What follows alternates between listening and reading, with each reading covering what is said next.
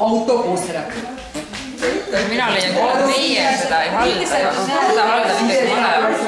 See on see, et naiskodukaitsel endal ei ole seda Mina sain. Sest nüüd ennem staabiassistendi koolitust ja ennem siin. Markerid värgid käib. Tegelikult peaks olema enda kohver, kus on kõik need pliiatsid, paberid, asjad olemas.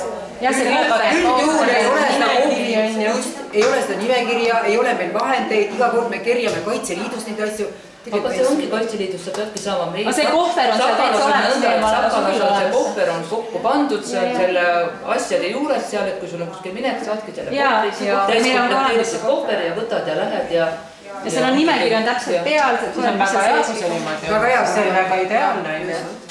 Aga ma arvan, et sul raadiosaatjad sul ei ole, ma arvan, sul raadiotelefoni asju ei ole.